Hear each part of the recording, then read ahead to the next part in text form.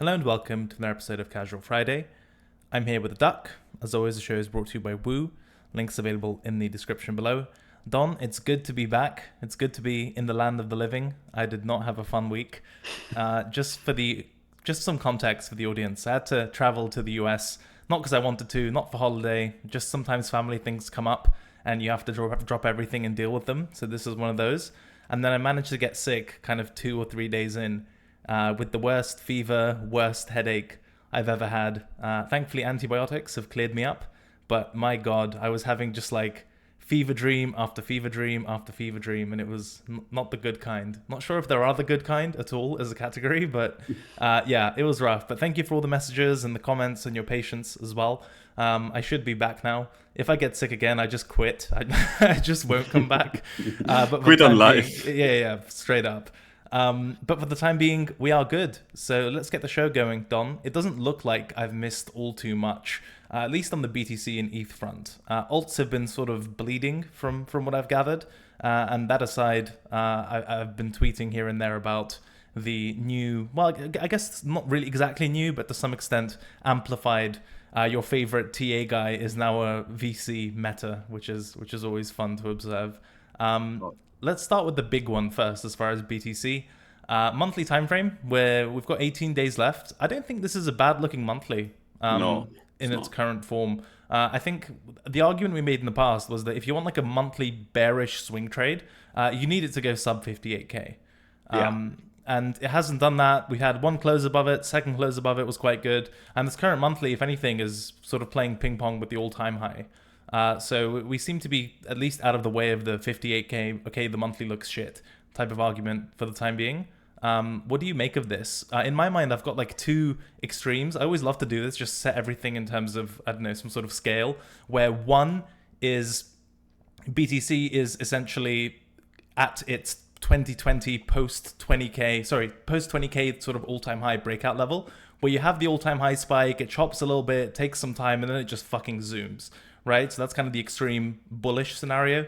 And then the extreme bearish one, the other side of the spectrum, is that this is just a weak, failed all-time high breakout. Why aren't we moving any quicker? So on and so forth. And this is going to be some sort of generational triple top. If that's 1 to 5, where are you between those from the available evidence? Oh, I mean, I honestly think the triple top is kind of a meme. Meme in it's crypto, so it's going to play out, or no, a meme in the sense that it's very unlikely to play out. Okay. Now, I think you can have a triple top for a while. We've seen that in other assets like gold, where you get like a triple top and then it takes a while, but still breaks it eventually. And I mean, gold is flying right now. I don't know if you saw that one, but yeah, I mean, temporarily triple top, I can be on board, but just permanent, like as in like we're gonna trade back below like 40, because this is the Pico top. I'm just not on board. I think triple tops are quite shitty generally, and I don't believe in them too much. Makes sense. So does that land you firmly in the other extreme, Don? That this is just the all-time high jitter before we have multiple more months of upside? Also not. Oh, great. Here comes the radical centrist again, everyone's favorite. Yeah, I mean, it's more likely though. Like, I think that is more likely than the opposite. But I think generally it's probably just going to take a while. And you might get like a little bit of sideways. If it's super bullish, sideways. If it's not as bullish, a little bit of a pullback. I mean, obviously, you can also just go straight up, but at some point that gets unsustainable. And I think then it actually gets more dangerous as it goes along. So the strongest kind of thing that it could do right now, in my opinion, is just keep going sideways, which it has been doing for pretty much a month now. And I think that's a good sign for bulls, generally TA-wise. So, yeah, it wouldn't hurt. I was just opening up Velo because I haven't looked at it at all, haven't looked at anything. And I mean, the basis that's sort of coming down a little bit on the BTC quarterlies. That's down to 16% now, generally across the board, which is really fucking low for the kind of buy spot, sell future type of trade. Nothing to write home about on the funding side either, as far as perps go. So for where we are, there is, we're not being exactly pushed up by a ton of leverage and just holding our breaths, waiting for an open interest type of flush. It's not that type of market. Even looking at large cap funding rates, for example, for alts, for BTC and alts, it's green across the board, and that's certainly a different picture. It's certainly a different picture from when Velo had to add like 3 different colors to get across how high the funding rates were on some of these meme coins. It just seems quite quiet at the moment. Yeah, it's On the actually majors insane front. to think about. Like we're trading above 70K, and froth wise, it's quite muted, I would say. Yeah, it's reasonably muted. Maybe because no one trades on centralized exchanges anymore, Don, but another discussion for another day. So I think the monthly, 58K if you want to get really worried. Otherwise, you can kind of look at the all-time high, but it's just going to annoy you, I think, at this point. The weekly time frame is an interesting one because it hasn't been useful for a while. I don't know if you agree with that assessment. But the last good weekly signal, in my view, came at the 44K breakout continuation after that long range. And that played out really nicely. But since then, the weekly's just been a bunch of small bodies, long wicks in the past month, essentially. Is there any structure here that you think is worthwhile, either just looking at the last month of price action, sort of very locally, or even zooming out and I mean, if you zoom out, just the all-time high, right? There's fuck all else. Yeah, I mean, What do we do at this time frame, Don? I mean, you can draw a level from basically the wick high, and that's been somewhat kind of like we've been trading around that a little bit. So like we tested it as resistance. So that's the level is like 69-ish. Okay. We traded at it as resistance. And then in the last 2 weeks, we kind of tested it as support. So that's kind of like where you could argue, hey, this just broke out. This is the last resistance that you can even, like the last horizontal resistance that you can draw. But I don't think it necessarily paints as bullish of a picture as you would want to, because if this is a breakout, it's a really shitty one. So yeah, I mean, I kind of agree. Like it's not the prettiest, just because we're so high up now that I mean you have to basically start drawing diagonals instead of horizontals if you want to find resistances and whatever. Your favorite? Yeah, which is, I mean, that's a good problem to have, right? If you're bullish and you have to start drawing diagonals because horizontals don't exist anymore. I mean, that's that's a good thing. That's 2017 for me. Sort of early Oh yeah, 2017, trying to learn yeah. TA from Tom Dante and a lot of these FX guys, and they're all drawing horizontal levels. And I'm looking at my crypto charts, being like, okay, either this doesn't work, or I'm maybe the dumbest person in existence because I can't find a single horizontal level on this thing. And the process would always be the same. You do the monthly, weekly, daily, etc. And I'd go monthly, weekly, daily, and there's just no horizontal whatsoever. And I'm thinking, okay, maybe crypto is just different. Some nice flashbacks and recollections there. But I agree, like structure-wise, if the all-time high is all you've got to deal with, then you could, I guess, look at that on a closing basis. But it's been kind of noisy, right? Like the close below didn't lead to much of a dump. The close above didn't lead to much of a pump. And it's kind of been here for a month. So I don't think reading into that too much is particularly helpful. And then even in our dire times of need, where ordinarily the really high time frames are kind of a wash and not super useful, the daily time frame has been less than stellar, I think is one way to describe it. This thing has been very choppy on the daily. And this is what actual chop looks like, not when it's down like 20% and CT calls it chop or whatever. I mean, this is classic chop, I think. And you can tell because you can essentially make market structure arguments for both sides sound compelling and then end up being wrong sort of regardless of what you say, right? It's like, oh my god, look, it's a lower high and doesn't go anywhere. And then you say it's a higher low and it kind of just like peters out on the bounce. And that seems to be the kind of holding pattern we're in at the moment. Are there any saving graces on the daily time frame that aren't visible on the weekly, monthly, or is it much the same story that we're playing all-time high ping pong and other TA is just going to be secondary to that? I mean, the good thing about the daily is that there is a range there between 61 and 72K. And you could argue that we're kind of gravitating towards 72K portion of that range. And the more often we test that, the more likely it is to break. So Like that's the saving grace of this. And for that to play out, I think you kind of have to hold the higher low that you talked about, like the 65K pullback that we had on the 3rd of April, 2nd of April, whatever. I think that has to hold, and then you can actually like make a bullish case on the daily time frame. But yeah, it has been a little bit choppy, and price action has been quite muted, which is actually kind of insane when you think about it, given the previous move that we had. Like the fact that we're just going sideways is actually quite nuts. I'm not entirely sure if I'm convinced that this is gonna break out and just immediately rally to 100K. I think if it breaks out above 72, there's a good chance it just runs to like 76, 77, and then comes back down again to chop a little bit more. But it's not the worst chart in the world, I think, like the daily, just because you have that very good 72K resistance that if it breaks, you're going to get at least like a 5 to 10% pop, which is tradable. And then obviously the range boundaries have been somewhat tradable as well. Not as good as they could be, but somewhat. And also, for new listeners, when Don says not the worst chart in the world, as a German, that's actually very high praise, if you weren't aware. So just adding some color there. No, I think that's quite nice. It makes sense for that higher low to be relatively important.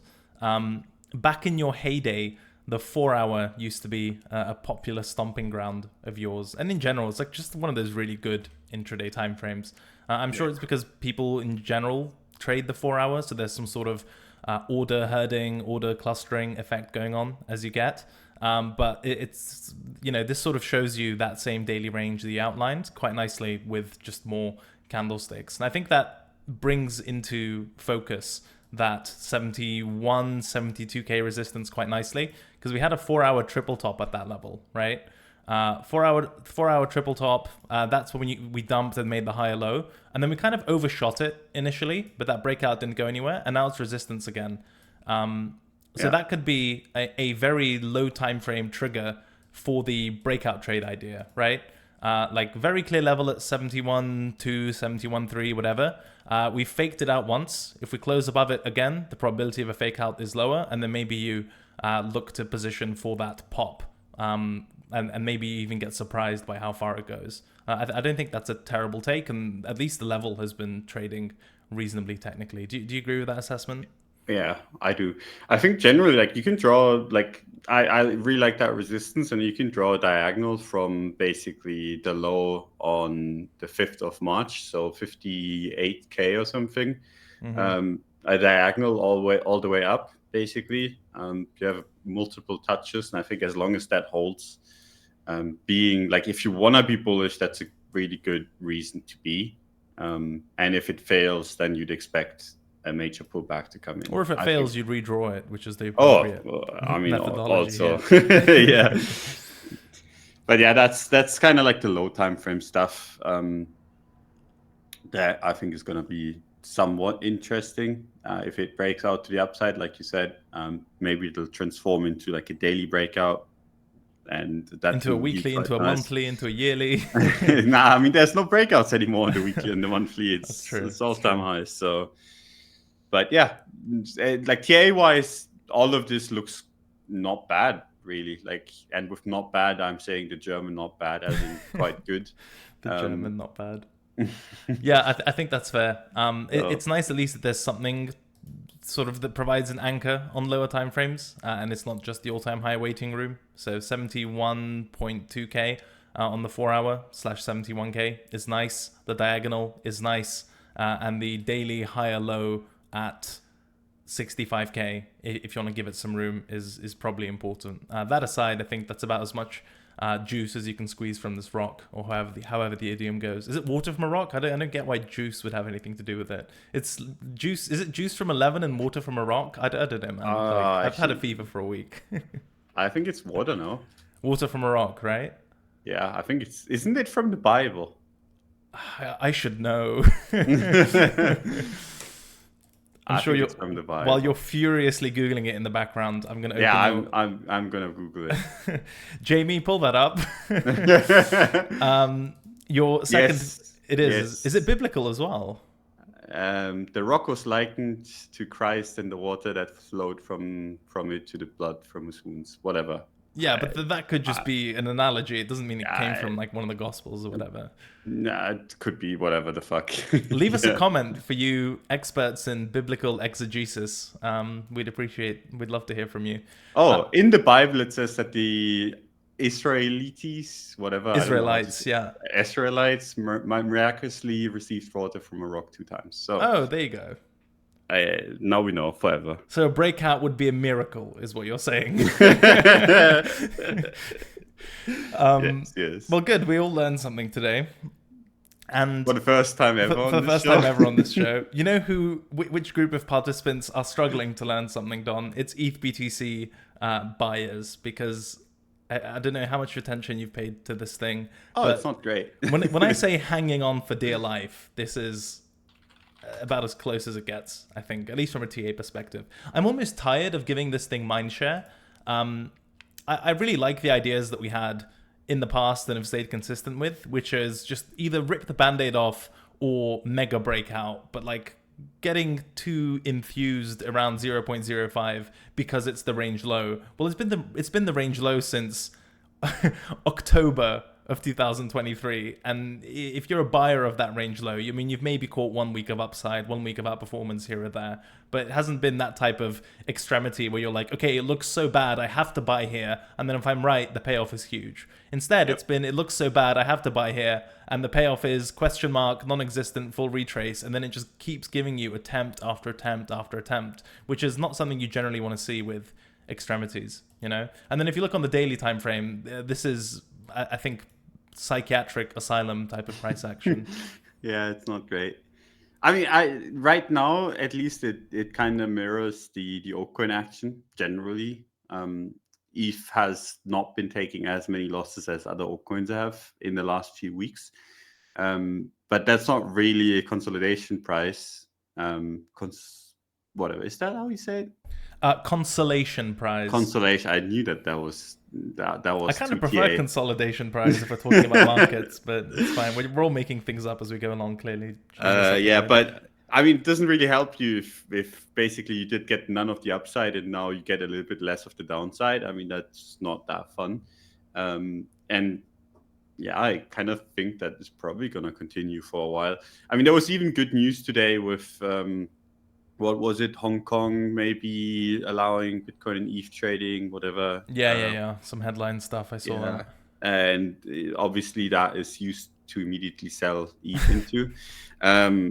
Yeah, it's not great. I still maintain my view that ETH might outperform other altcoins as long as the entire market goes down, or as long like just generally like I could see ETH outperform altcoins, but I still think ETH is gonna be outperformed by Bitcoin while that is happening. And it needs to go down quite a bit to be attractive on the buy side of things, just because you're like, okay, this is down so much, I have to now do something, right? Like at 0.04, for example. And by the way, like the longer this sideways continues, the worse it gets, right? Like if we continue bleeding out and we slowly hit 0.043 or 0.04, as we have been doing now, I would not want to buy that level. And then I would look at like 0.035 or something. I think it needs like an aggressive move to the downside or strength. This is the worst thing that you can have on a chart. Like if you just look at ETH BTC on the weekly time frame, that's an aggressive downtrend. That is relentless, right? And it's just a bleed at the same time, right? Like there's no real upside. It's fully bleeding out, but it's an aggressive kind of way to do so, which is really fucked up. Like that's gonna get you fucked up, and it's already down like 40% without actually getting anywhere into capitulation territory, at least from my eyes, which is not great. So ETH holders in shambles. I think there's gonna be a buy there, but it needs to move quickly for that to be interesting, or some strength. But that one I'm not waiting for. Yeah, these sticky range lows at a certain point, you almost have to confront them and say, if this is value, why is it stuck here? You know, if this is such a good entry, if this is such a good opportunity, why does the market keep offering itself at that price level over and over and over again and giving increasingly shitty reactions? You know, I'm not sure if just the consolidation at this extremity is enough to fix it, essentially. Maybe that's my bias speaking, because at this point I would really prefer some sort of volatility acceleration, getting out of this. Like, I mean, look at the monthly chart. This is The monthly absurd. chart is the worst one You actually think because so? I mean, just look at you can draw a range from like the 1st of June 2021. I like that wick to the downside, and we basically retested it, and it's starting to walk down. Like it's just fucked up. Like it's such a bad chart. Yeah, and it's a breakdown from the October 2023 range low as well on the monthly, right? We closed Yeah, through yeah. it technically. And you can draw like a trend line that we kept talking about, like from 2016 to like 2020, all the way up there, and that's already like also failing. Like that, like major trend line that you can draw. Yeah, but that you can redraw as well. Oh, but you would have to redraw it quite aggressively to be able to make that fit. I'm trying literally right now on air, and it's not working. Yeah, like that's like it's so bad you cannot actually redraw it properly to make it fit. Yeah, So that's when you know you're in trouble, when your refitting doesn't work.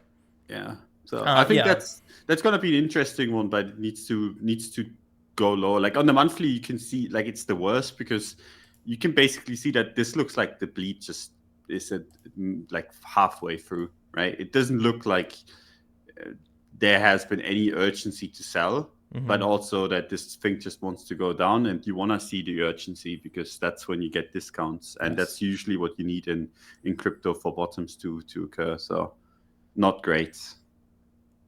yeah, and that's also, like, the entire thing is sort of, if you look at the daily, it's just been one really big ugly consolidation, right? Yeah. So the idea that there are a ton of sort of forced trading going on, it's just not the case. If price revisits the same level week after week after week, it's very hard to make that argument, you know.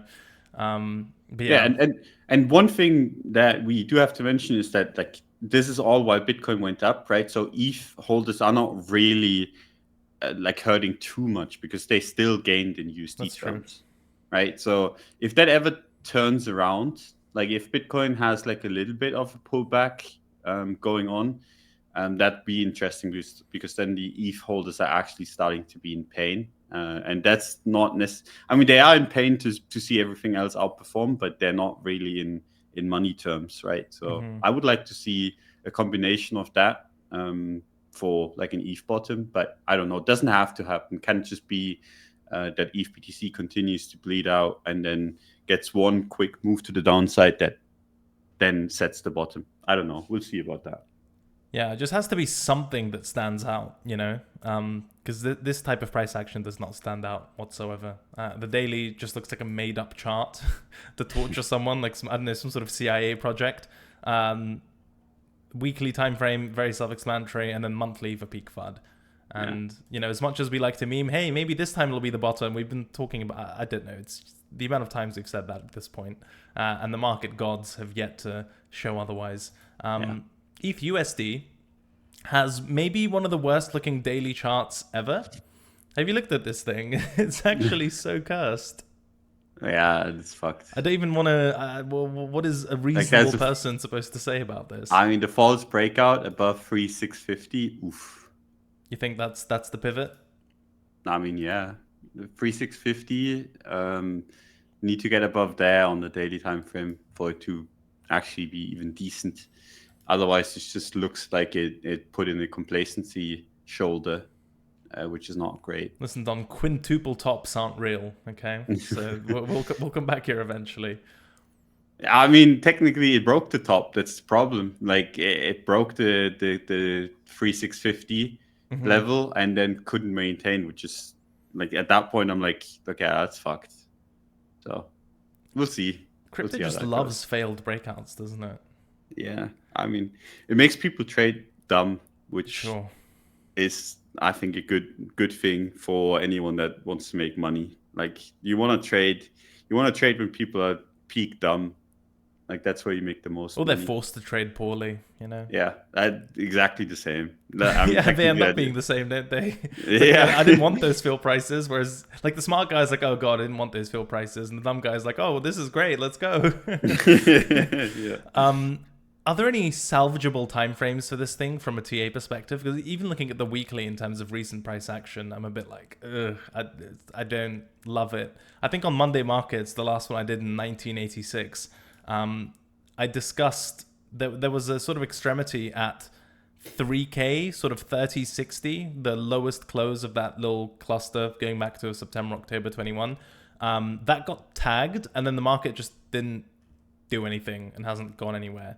We also discussed the potential cluster, the January 2022 little consolidation, which is kind of still holding, but I'm not like super enamored with any of these levels. And if you want to take the super obvious one, said super twice, it's not actually that impressive. The high at 3,500 on the weekly, that's another weekly failed breakout if you want to look at it that way.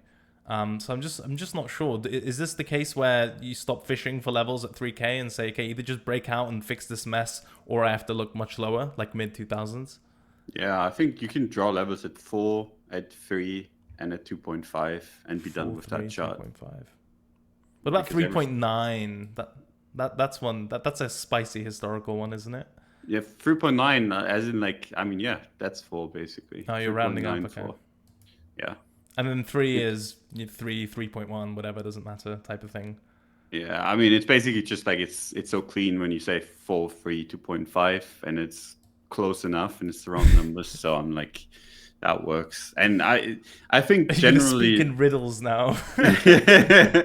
No, but I think generally, like the moment you start trading before, you're gonna break the all-time high, and it's gonna go quite a bit higher. To 5? Yeah, I mean, no, I think if it breaks 4, like 6, like that's gonna be where it's gonna start getting interesting again. I think 5 would be nothing.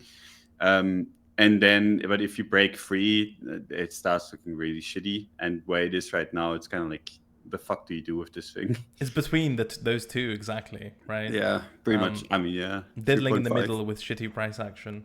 Also, I can't wait to front run all of your orders knowing you're at 3, 2, 4, 6. Like, probably the same for BTC, just round numbers only. I mean, the round numbers work quite well. Round numbers work quite well. Let's just hope it's the round numbers that are above the current price and not below. Because, 14K is kind of a round number. Respectfully. So that's ETH. Jesus. I agree in terms of just like the interesting tradable areas around 3. If you want to be Don cool and just say 3, just say 3. Would be interesting. We've sort of tagged it, and there was a really tradable bounce there, but hasn't really gone anywhere. It just kind of gave you a complacency type of reaction, which sucks. Or above 4 if you want to get into those high time frame breakout trades. But here, I'd be really hard pressed to give a shit from a trading perspective.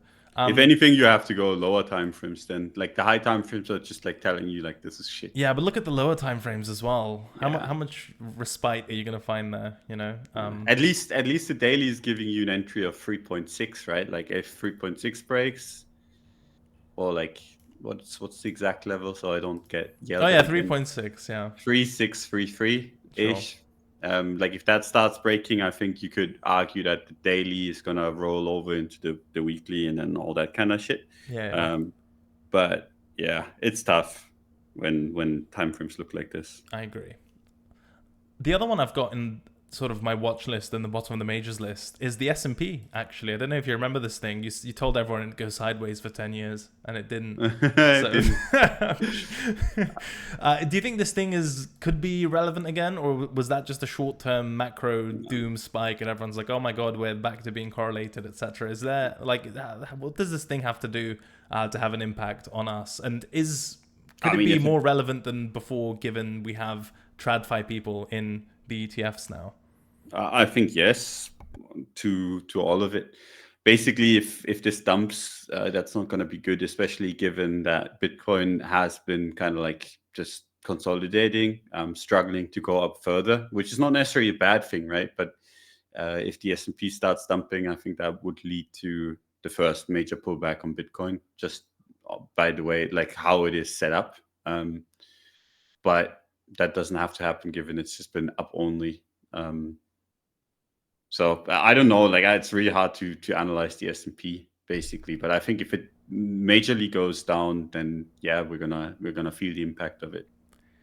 This one is And, also absent of levels on the super high timeframes, given yeah. Nvidia essentially melted it up. I'm looking at the daily though, and this had like a very sort of drifty diagonal move up, which is standard for the S&P. That's not using that as a pejorative term to say it's weak. This is kind of how this thing tends to trade. For the first time recently, it kind of slowed down from that pattern after the last breakout.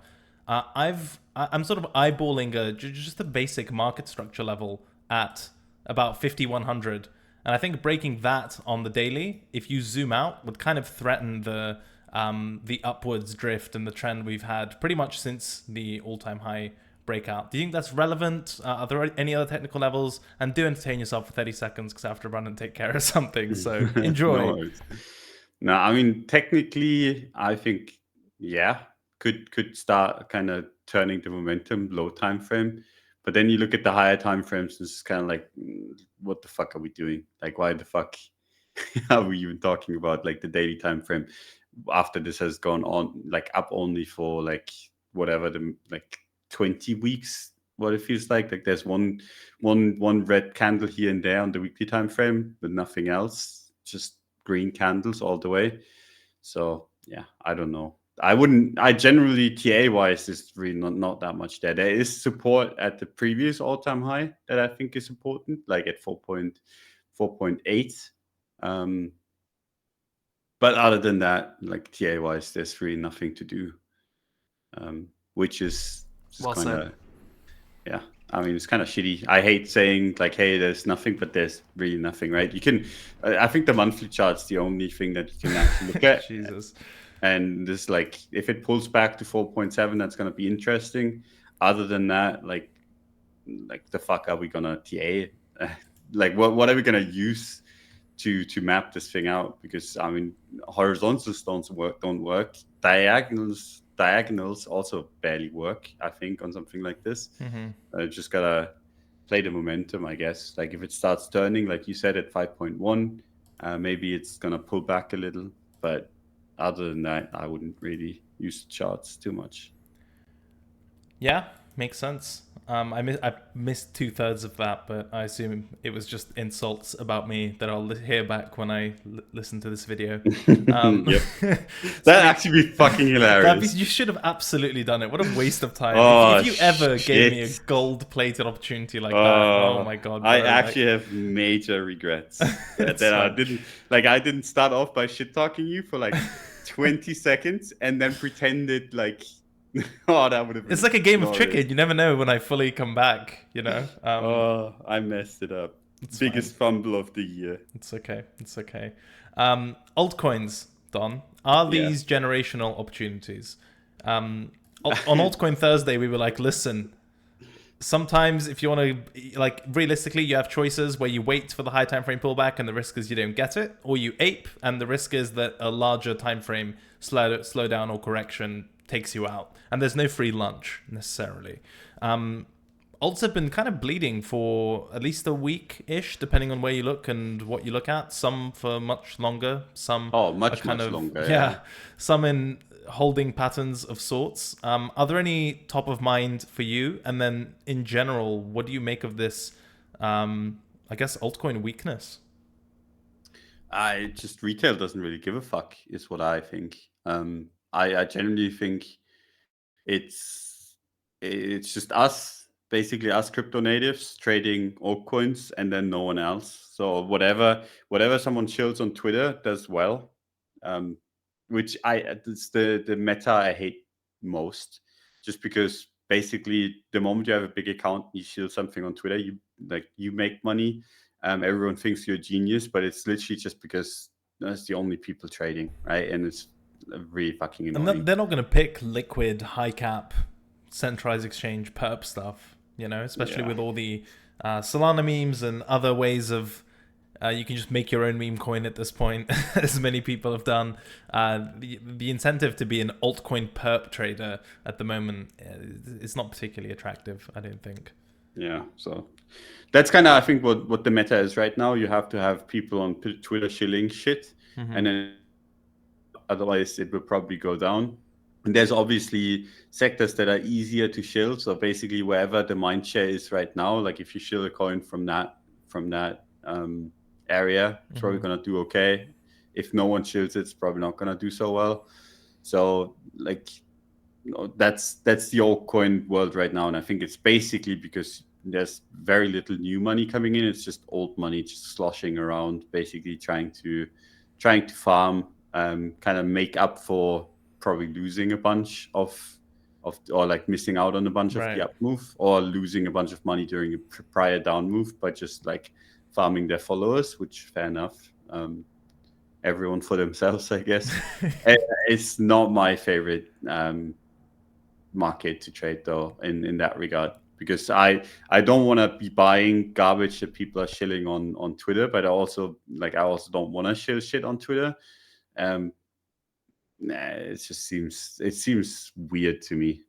But that's kind of the landscape right now, and that's why you're seeing like coins that are not really mentioned just do abysmal, and the ones that are mentioned do somewhat okay. But even that is kind of running out now, where even the ones that are continuously shilled have been taking massive drawdowns in the last couple of weeks, especially against Bitcoin. Yeah, have you seen INJ BTC? Yeah, it's fucking brutal. So Ansem tweet that one. That's a very interesting looking chart. And also to the extent sort of, is there new money, how much, etc. I don't think it's a ton, but whatever new money there is, they're not coming to centralized exchanges to buy high caps. You know? No. I mean, they came to buy whiff and shit. And look at whiff chart on the daily time frame. Let's take a look at, yeah, I was gonna do, let's do a sort of a round of the coins that were previously or at least recently strong / hot, and take a look. I mean, structurally, whiff still doesn't look that terrible, you know. Oh yeah. It's back at the cluster that we talked about the last time we discussed it. This sort of previous breakout level at it's a lower high. Yeah, I mean, technically it's a lower high from the last time. You know, that bounce didn't make a new high from that level, and now we're there again. And also, this is, again, I know we've discussed this, but you might think, well, it's a lower high and it's back at the same support level. It went down, you know, there was one big down day and then a couple of red days now. How much is it down, really? Even just from the lower high, that's down like 26%. And the market cap on this thing isn't small at this point. From the high, again, it's down 34%, but that's sort of what you sign up for. Yeah, and that's still nothing, right? Still nothing. Like realistically talking, just from like a cycle perspective, even if the cycle, like even if you're gonna make new highs at some point for this coin, it could still, from the point where it is right now, it could easily go like down 70-80% and still be up a shitload and still continue the next cycle as if nothing happened. So it's the wild shit that is these meme coins, where they run so much that if they go down 90%, they would still be up like 15-20x from the previous cycle. Which I think makes wacky, dude. Yeah, I mean, it makes it basically, the danger level of these things is quite high. Like if you look at it from a buy and just hold forever perspective, because the downside is just like that. There's so much potential downside there, but obviously also like the meme coins are the ones that have been attracting the only like fresh money that has been coming in. So like if we get a little bit of an upswing, they're the ones that are gonna benefit the most from it. But I'd be very, very careful with this kind of shit, because it's a meme coin, right? And meme coins generally fade eventually, and fading eventually means like going down 90% plus.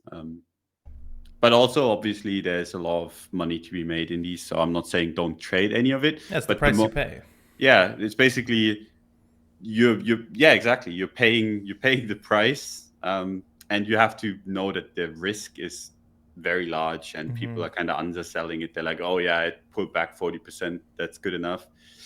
I don't know. Like, look at the history for all of these other coins and look at the cycles, and they can go quite a bit further than this, You should have even if said they have another study, cycle. Don, instead of look at. Study, yeah. Sorry, Yeah, go on. even if they have another cycle, right? Like, I'm not saying the whiff top is in forever, whatever. I'm just saying, like, this shit has downside potential that is staggering, I think. But yeah, and the moment momentum kind of goes, I generally tend to avoid something. So, like, if something goes up only, right, and this is something that you see a lot. So, for example, when we had the Solana run, we can look at Solana real quick.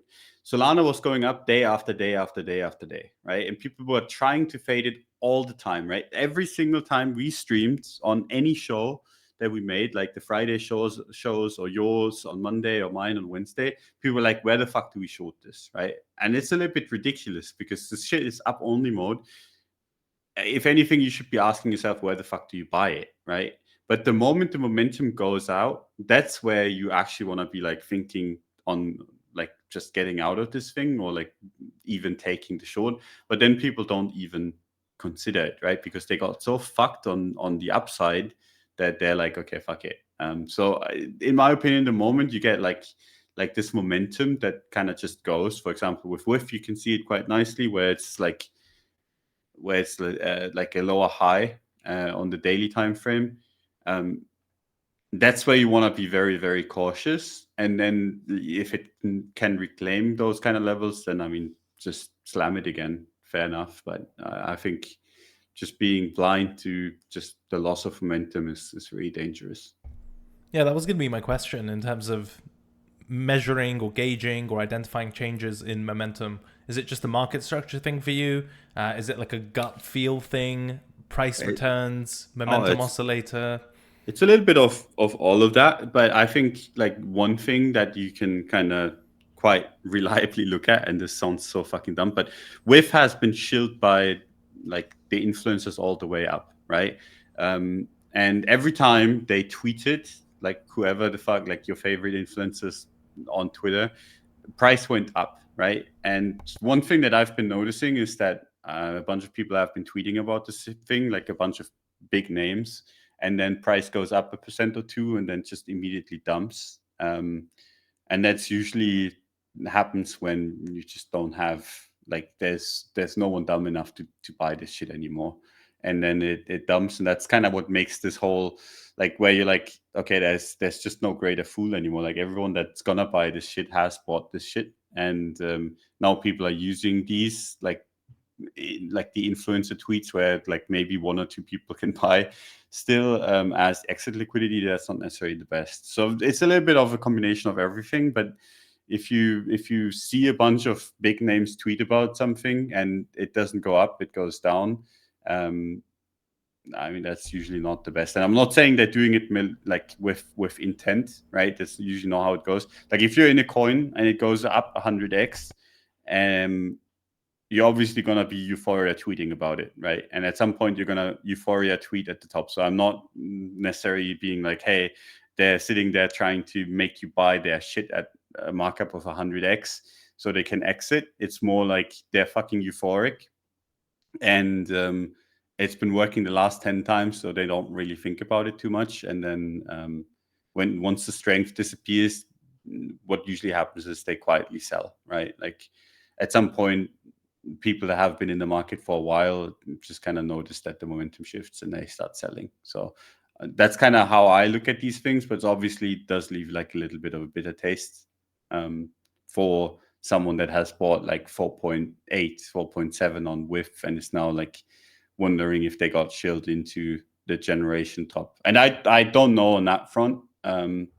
Could go higher if the cycle continues, could smash 10. But it's very, very risky. And I would have been out of this a while ago. But then again, I don't make the 100x trades. I usually stick with like less gains on that. And I think you have to have a little bit of a mindset to nail these like big moves and keep holding. And that mindset is basically being ready to give back like almost all of your gains, which is fair enough. Not for me though. Yeah, different game, different rewards, different prizes. I feel like I don't know if to what extent you agree, and this is completely speculative, ad hoc, more so than usual. It feels like BTC strength and being so close to the all-time high has just really bailed out a lot of altcoins and a lot of the sort of historically top type signals that we've seen, even if it's local top stuff where it's just pre-sale after pre-sale, just straight up extracting value. I feel like ordinarily we would have been fucked a lot harder by that type of stuff by now. But BTC's proximity to its all-time high and generally holding up, I just feel like it's breathing life into a lot of these things, or just sort of resuscitating them. Do you think that there's any truth to that? Yeah, it kind of feels like it to me, honestly. Like with the froth levels that we had a couple of weeks ago, and just generally the retardation levels reaching new highs, right? Like it was so fucking dumb. Um, I think that would have been like back in the day before we had an ETF, where a bunch of people that don't even see any of that are trading Bitcoin. I think that would have led to like a quite significant pullback, just because the crypto ecosystem as a whole just kind of went full retard. But given that we have these ETF flows, it's trading different now. And like you said, I think it's been bailing people out. Like could have been much worse on a lot of these. So the question is this gonna just delay it all? Is it gonna make the pullbacks more shallow? All of that remains to be seen, right? Like we have no fucking idea how it's gonna trade with an ETF. Whether people that bought the ETF at some point are going to get cold feet if this goes down like 20-30%, or if they're all like long-term holder chats that are just like, fuck it, it's down 40%, I'm just going to buy more. All of that we just don't know. Especially like also now, like you said earlier when we were discussing the S&P, are these ETF holder chats going to be spooked out if the S&P goes down or not? And then does that correlation get stronger or does it get weaker? Like all of that shit is going to be so complicated.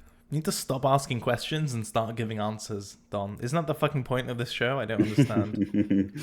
Well, you've come to the wrong show then. You did provide a very helpful momentum measuring framework, sort of like Schiller's long tail momentum, also known as Shlomo. You should patent that, and maybe you can make some passive income if you're going to be missing out on all these meme coins. Oh, I should actually. Isn't Shlomo the Hebrew name for King Solomon? Have I made that up? That might be again a hungover fever dream artifact. But for some reason, I feel like that's why Shlomo came to mind. It sounded funny at first, but I was like, there must be something biblical here. I mean, I just Googled it and it is a Hebrew male name, whatever, Okay. Shlomo, but I don't fucking know. Okay, I mean, again, for all our biblical experts, What is this show? leave us a comment as to whether Shlomo is the name for Solomon in Hebrew. Good God. Anyway, any other altcoins? I mean, look, Dogecoin we could take a look at. You told me that it's going to $1, so Yeah. I market bought 23 cents was my fill. And How did you manage that? don't ask. And now I am worried for my financial future, given it's not above 23 cents, but instead under 20 cents. Is the Don Doge $1 thesis no longer on the table, given this pullback? No, I think it's still possible. Depending on how the cycle goes, realistically, I think if you're in the same boat as me, where you're like, okay, I don't believe in the triple top, um, and I think there is gonna be a moment where this thing just kind of blows the lid off, then I think the Doge to $1 just makes a lot of sense. It's the most sensible meme coin trade that you could take, which is maybe an oxymoron, but it's just how it is. Like, I think that just kind of screams like it just makes sense. But if that turns out to be wrong, right, and we do triple top and we fuck off, obviously you're gonna eat a whole lot of shit. So it depends. But I still think it's like for me, like it just still makes sense. And I don't believe in the triple top, so I'm a believer in the Doge to $1 kind of Yeah. trade. Don, during one of my, again, many fever dreams, I had this random idea, and we've sort of spoken about it a little bit before with regard to BTC. But it's the idea of having this like retard hedge, which is to say that if the market goes just absolutely thermonuclear, right, Yeah. and you take the maximum sort of positive way that all of this plays out, that we are in fact actually early because BTC is just barely broken its all-time high, and this is the start of a move for alts down the line and not the beginning, and so on and so forth.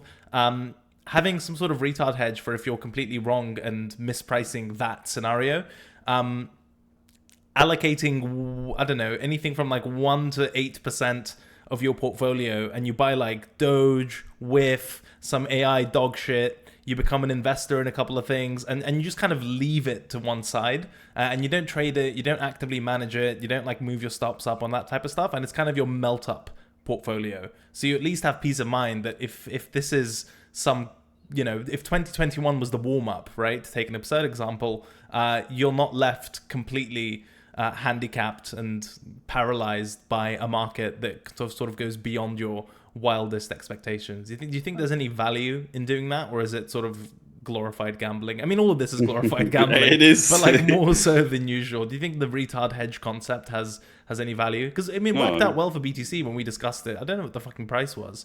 But the idea there was you could just keep fucking going up. And Yep. if you're in a position where, unless you have like a perfect technical, super high time frame pullback setup with the perfect candle close, you're not going to trade. You need to like bite the bullet and have some exposure, so you don't want to do harm to yourself and your loved ones if you're wrong. Do you think that applies to, I don't know, alts as a whole, and that concept can be extrapolated to setting up this kind of long tail retard portfolio? I mean, Doge is pretty much the exact, like, that is exactly what I would classify the Doge trade as. Nice. Okay. Like, it's Retard hedge. exactly, yeah, it's a retard hedge because, I mean, this space gets dumb as fuck. I mean, Doge is not supposed to be a dollar, you know, but it is retarded enough to go to a dollar. And I think just generally, like you said, it does make sense to look at it that way. But I mean, what all of the implications of that is, right? Like how dumb this space is, and like what the fuck is actually going on. It's a different story, but yeah, I think it makes sense. What would you throw in there? Doge, Pepe, Whiff. No, Maybe I wouldn't throw Whiff in. you Like wouldn't throw Whiff in. Pepe, yeah. Maybe. Like Doge seems pretty like that's not full retard, but still retarded enough. But yeah, if you really want to go retard, then I would say like Doge, Pepe. What else could there be? Can't believe you said no to Whiff for a retard hedge. Oh, I mean, I don't know what that even means. Is that bullish or bearish? I don't know. We'll find out, I guess. But like, I would even like for full retard, maybe Bitcoin Cash. Oh my god. What, Litecoin as well? No, I mean, like maybe. I mean, I have a little bit. So, Oh, and you don't want to call yourself a retard, so. So that's no, that's. I am very happy doing that. You don't have to worry. I'm happy doing it for you as well. Maybe Lido. Oh my god, I hate your portfolio. I mean, it's supposed to be it's supposed to be retarded, no? But yeah, that's kind of it. Wow, Like- very, very thin on those ones, Don. Also, I'm aware you're time pressed. Do you want to just blitz through some news to keep at least some casual Friday structure in this? We can, yeah. Okay, just cut me off at any time. Yeah. BlackRock's spot Bitcoin ETF crosses 15 billion in total inflows, and at the same time, GBTC daily outflow hits record low of 17 million as Grayscale CEO expects equilibrium. So this is kind of a temperature check. Where do you think we are in the ETF and people trading around expected ETF flows dictating the majority of Bitcoin's price action? I'm inclined to argue that maybe we're sort of breaking free a little bit from at least the craziness both ways, as in US wakes up and BlackRock's clients just buy everything that's available on the market and we just fucking shoot up.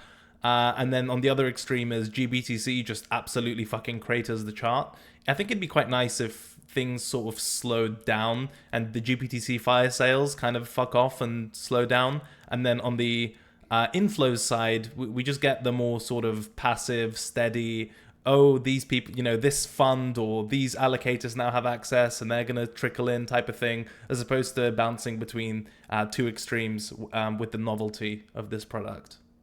Oh, I'm way too dumb for that. Okay, next. That's fine. I mean, the alternative, of course, is that we're still in the early stages, in the early innings in terms of how aggressive the allocation is going to be in terms of inflows and just new buyers in the market. But I just feel some ping pong fatigue from, oh my God, they've got some percentage of the BTC supply now being held by BlackRock on behalf of its clients, and then GBTC still has 10 trillion coins and Barry's just going to start selling every New York session type of thing. Yeah, I mean, I think the whole like novelty of it is going to obviously wear down a little, especially if it goes a bunch of sideways or goes down. I think you're going to get like just the novelty wear off. But it's going to come back the moment you break highs. So. Gotcha. Yeah, and there's still also all the interesting questions you asked about, what do these holders care about? What do they respond to? How diamond-handed are they, etc.? Still questions to be answered. JP Morgan says subdued crypto VC funding poses a downside risk.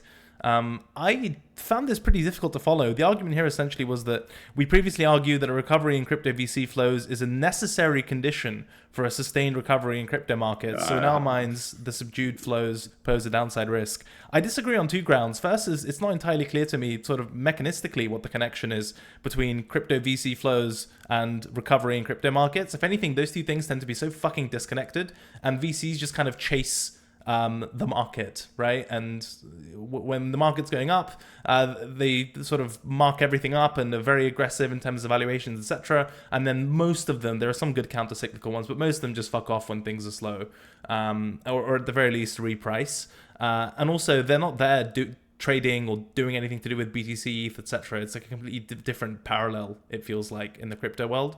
When it comes to the VC side. And also the idea that it's been subdued when we've had this kind of magnitude of pre-sales on Solana and that type of stuff. I don't know how they're counting, but it's not entirely clear to me that we're in a slow sort of venture cycle if you measure the totality of it, including the new and fun post a sol address and then delete your account. Yeah. I mean, like it's been really fucking weird. I don't really get the argument that we need VCs to like just generally like. I mean, they've been kind of like a drag, if anything. I would say. Sure. Like that's a little bit of an odd one. Now, it obviously depends on kind of where you're looking at in the space. If you're talking about new layer ones, new layer twos, new layer threes, and that we need a continuous stream of all of that. Then I mean, yeah, we do need VCs, but no, that's a little bit of a weird argument. But that whole space is so fucking wild, like how it's evolved and how like what is going on right now with like the KOLs in crypto. It's just like it's kind of transformed into like a perverse version of whatever the fuck. Like it's just, it's the weirdest shit ever. I've gotten so many DMs with, oh, do you wanna be a KOL of this and that? Do you want to invest in this and that? Same. I always say like ask for more information because it's interesting for me. Apparently there are full on like networks and they're like, oh, we manage like 250 influencers and just basically send deals their way. And I'm like, oh, is there anyone I would know? And it's like, oh, at the moment we also have big account A, B, C, D. They're all household names type of thing. I was like, okay. So I mean, that sort of prompted my tweet: is am I an idiot for not doing these type of KOL rounds? And I got, I asked the question. I was like, what is the difference? And just to have it on paper and to have it confirmed, it's essentially that the projects want attention to their launch and to whatever the project as a whole, and the KOLs as a result get better deals in terms of valuation and vesting schedules. So they can dump sooner on you. Yeah, they can dump sooner on you. I feel like this is an overcorrection to the anti-VC meta, if that makes sense, where I think VCs in crypto deserve like a ton of criticism. And again, it's very hard to paint with such a broad brush. But projects essentially said, well, look, if we can just raise through Solana, if we could raise through crypto natives, if the VCs don't add any value and just end up dumping and disappear and don't do anything and don't even have the marketing advantage that a influencer or shill or whatever you want to use, whatever term you want to use, would have, then why the fuck would we go to them? Especially if all these influencers are rich now and they can actually finance our round. It's not entirely clear why you would go for a sort of VC in the first place, especially if you're not the type of project who can get one of those few actual good name brand recognition plus value add VCs. But I still think this overcorrection to, okay, we're just going to make it like an influencer carousel, I think that's a bit far, personally. Oh yeah. Actually, and it's going to come back, right? Like, a lot of the comments in my tweet, and you can go check it out if you're listening now, they were like, oh, well, it's just different now, and VCs are bad, and yeah, there's some like KOL whatever vesting things that may not look that great, but fundamentally they're just paying for attention, and this way they're a lot more aligned. But dude, you and I both know the second the market fucking turns around and these charts get created and look like dog shit, all the threads are going to come out and all the pitchforks are going to come out and say, look what you did, you shilled this, you tweeted this, and we'll be back to square one. None of the good faith that's being afforded now while the valuations are high and the market's holding up, that's not going to stay through charts that get Hitlered, to use the crypto Twitter term. Jesus. Yes, I agree. And I think it's basically like that's one place where you get, like, where you have a lot of froth right now.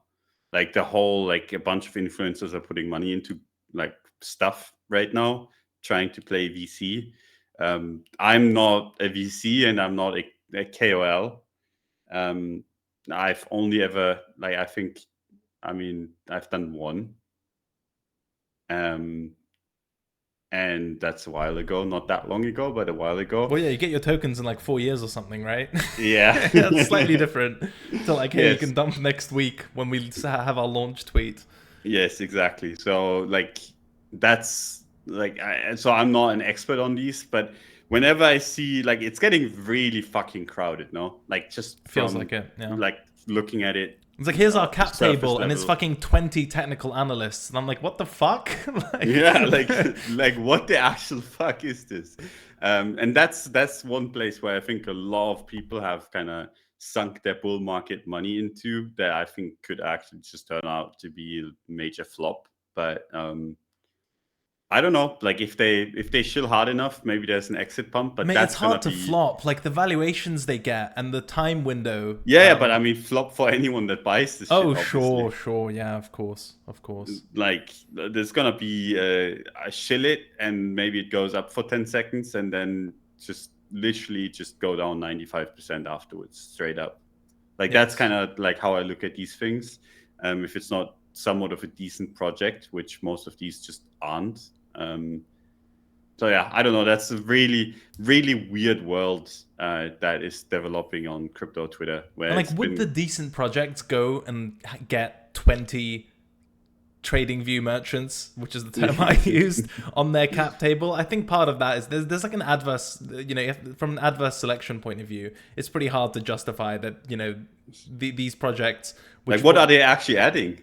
Well, nothing. But also, what are the projects optimizing for if their strategy is to get as many high engagement, mostly TA people tweeting about their project mostly at the same time? But the thing is, like, I think the reason why is because the only projects that have actually been having good price action has been because of people on Twitter shilling them, right? Like, sure. That's kind of been the meta. So I think that's kind of like, people have noticed, like, projects have noticed that that's the only way for things to go up. So they're just like, fuck it. The problem with it is that once that up is done, the dump is going to be that much more brutal, right? But then again, at that point, maybe like even the projects can have like paid out quite a bit, given the market went up at least for a little bit. I don't know, but it's a perverse world out there in the world of KOLs and I mean VCs generally, but yes, it's so-called venture. So-called venture crypto is like, you get your tokens in a week. It's like, how illiquid is this? Leave us a comment if you want us to do a deeper dive Casual Friday episode on how this stuff works, the ethics, the implications, VCs versus KOLs, all that type of stuff. I mean, obviously we're not experts, but I think with a bit of research and talking to some friends, we can at least open the discussion. And I think we're in a decent enough spot to be able to talk about it without being like, who the fuck are you talking about this? You shield X, Y, Z, you know? Yes. Haven't done that yet. Just get in my DMs first. Yeah. No, I actually don't. No. I have too many. I have so many. Yeah. 10 minutes left-ish max, I know, so we'll run through these. The SEC plans to sue Uniswap. Here's what's next. Oh, God. Like, fucking rugged. I mean, the SEC just has a shit track record with crypto litigation. I know they had a minor Coinbase win on like a procedural point, but I mean, they got completely manhandled by XRP. And if you can't win that one, then I don't know if you can do that well against Coinbase, Uniswap, etc. This seems to me like a regulatory agency that's completely out of control. I don't really care about election outcomes, but I hope there's some change as far as the heads of these agencies, and we get some actual lawmaking as opposed to lawmaking via litigation from agencies with sort of strong political views, you know? We said that too many times. And nothing's changing. They just keep fucking suing things. Yep. Last one. GMCI index perps contracts now available on WooX. Just to be clear, Woo doesn't have any editorial kind of weight on the stuff we say on our shows. This is just a nice piece of news that came up on the block and is related to Woo. I think indices are cool in general. Again, full transparency, I've been too sick and haven't been able to look at the exact constitution, concentration, execution, price, and fees associated with these indices and so on and so forth. If they were slightly more expensive, I wouldn't be surprised because you're kind of paying a premium for the convenience, right? And to have it all rolled up nicely for you. But I think this is, in general, a move in the right direction. It's nice to be able to just tell. I mean, for you, because you're lazy, Don, to have these indices where you can more or less trade a narrative without thinking too hard about the coins and updating your 2017 watch list. And then in general, if you just want to, if friends who want crypto exposure but want to be a bit more passive without thinking too hard, etc., if there are enough of these and they're well designed and liquid enough, I think more index type products are quite cool. So I mean, well done to Woo for the launch. Obviously, we'll do some more research before next Casual Friday, and we can sort of talk about some of the indices, how they're made up, etc. But I'm a fan of stuff that makes it easy to just buy and be a bit more passive, rather than, okay, you want to trade crypto, go trade, one-off perps, long, short. I think it's a pretty quick way for people to lose money and interest. Yep. Well said. I agree. Awesome. Wow. Why can't you be like this more often? I'm joking, of course. Yeah, I think that's the show. Hope you all have a wonderful weekend. Again, thank you for the well wishes. They clearly worked. It wasn't the antibiotics. It was the Twitter DMs. #science. Leave a like on this video if you enjoy Casual Friday. We gave you plenty of prompts for comments, but as always, any feedback, questions, comments, concerns, leave them below as well. Thank you to Woo for supporting the show. Don, thank you as well, and we'll see you next week. See ya. Bye-bye.